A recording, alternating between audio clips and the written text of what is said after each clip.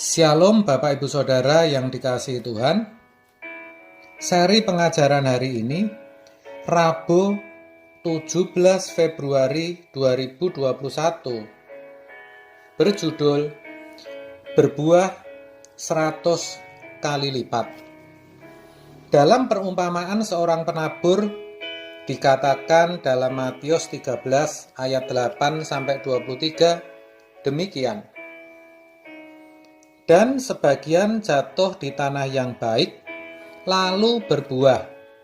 Ada yang 100 kali lipat, ada yang 60 kali lipat, ada yang 30 kali lipat. Yang ditaburkan di tanah yang baik, ialah orang yang mendengar firman itu dan mengerti. Dan karena itu, ia berbuah, ada yang 100 kali lipat, ada yang 60 kali lipat, ada yang 30 kali lipat. Jadi, tanah yang subur menggambarkan orang yang mau mendengar dan mengerti firman. Untuk itu, orang harus mau belajar sungguh-sungguh. Dan itu sudah saya jelaskan dalam pengajaran sebelumnya.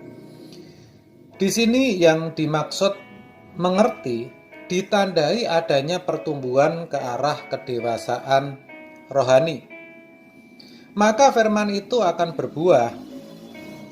Dikatakan ada yang 30 kali lipat, 60 kali lipat, bahkan sampai 100 kali lipat. Perlu ditekankan di sini, yang berbuah itu firman.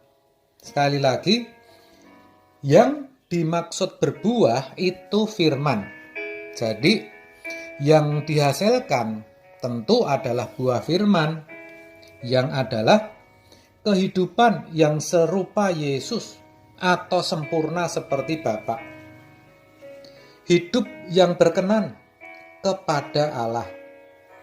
Jadi, yang 30, 60, atau 100 kali lipat itu berkaitan dengan kualitas moral yang agung seperti yang dimiliki yang mulia Tuhan Yesus, yaitu kasih, damai sejahtera, sukacita, kebaikan, kesabaran, kesetiaan, kemurahan, kelemah lembutan, dan penguasaan dirinya, seperti dinyatakan dalam Galatia 5 ayat 22-23 sebagai buah roh. Contohnya yang gampang adalah Sakius. Setelah mengerti perkataan Yesus, hidupnya total berubah. Tadinya orang yang suka memeras dan bisa jadi kejam juga. Lalu berubahnya bukan cuma tidak memeras dan tidak kejam lagi, melainkan jadi murah hati, penuh kasih, bahkan ramah kepada semua orang. Terlebih bagi orang yang pernah diperasnya, ia rela mengembalikan 4 kali lipat. Tidak tanggung-tanggung. Ia pun rela menjual hartanya dan membagikan kepada orang miskin. Itu kalau digambarkan dengan angka 1 sampai 100, maka buah yang Sakius hasilkan bisa dikatakan 100 kali lipat, bahkan lebih. Jadi pengertian berbuah 100 kali lipat itu ya seperti itu, saudara. Sayang sekali banyak orang Kristen yang tidak memahami akan hal ini. Mereka keliru berpikir benih yang ditabur itu adalah uang persembahan yang diberikan ke gereja. Dan ini membawa kepada motivasi yang salah. Mereka pikir semakin banyak mereka memberi persembahan, semakin banyak pula berkat jasmani, khususnya uang atau kekayaan yang mereka akan dapatkan dari Tuhan. Ini jelas salah dan tidak benar. Kalau demikian, bagaimana dengan orang yang hanya bisa menabur sedikit? Kan jadi tidak adil, saudara. Padahal berkenaan dengan berkat jasmani, Tuhan sudah punya aturan, sudah punya hukum dan tatanan tersendiri. Nah, satu hari akan saya jelaskan secara terpisah terkait akan hal ini.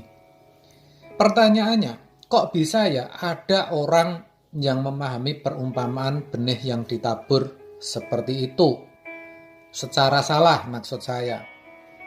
Jawabnya, karena memang ada hamba Tuhan atau pendeta yang memahami atau menafsirkan ayat-ayat ini seperti itu. Dan itu juga tentu yang ia ajarkan kepada jemaat.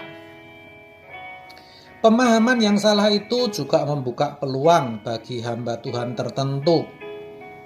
Tentu yang saya maksud bukan semua hamba Tuhan, dan saya tidak bermaksud untuk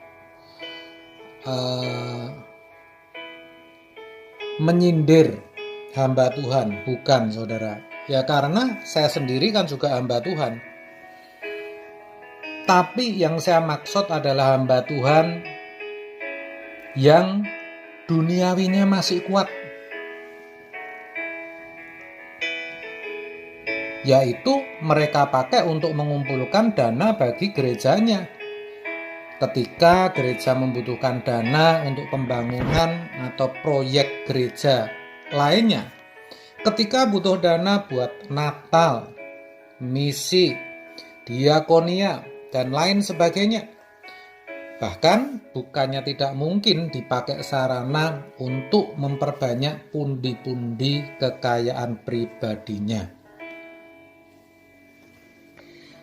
Dengan berkata demikian, bukan saya tidak setuju atau tidak suka atau menghalangi kalau ada orang mau memberi persembahan atau donasi kepada gereja atau hamba Tuhan.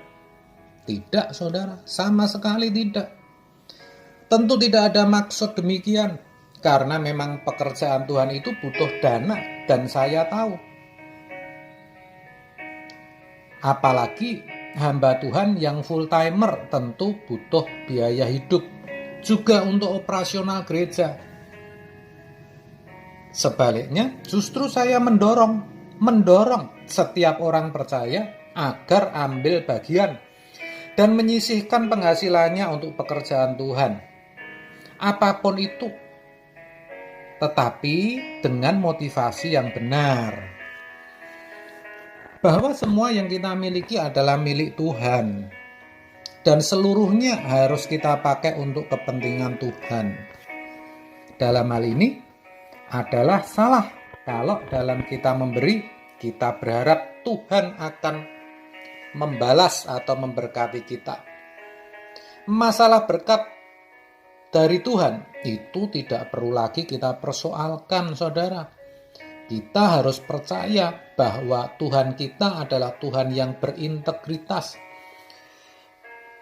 yang pasti memberkati kita walaupun kita tidak meminta.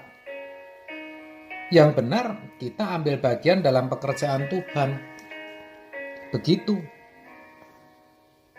Dan memang seharusnya demikian. Kita berikan dengan ikhlas tanpa berharap apapun juga dari Tuhan.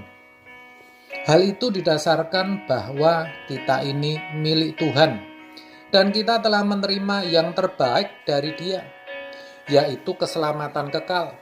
Itu sudah lebih dari cukup, lebih dari apapun juga. Sebab itu, melalui kebenaran ini, kita sadar bahwa setelah kita mendengar Injil, setelah kita mendengar firman, kita harus berbuah sampai 100 kali lipat. Kita harus bisa tunjukkan buah itu melalui hidup yang semakin serupa dengan Yesus atau sempurna seperti Bapa. Amin. Tuhan Yesus memberkati.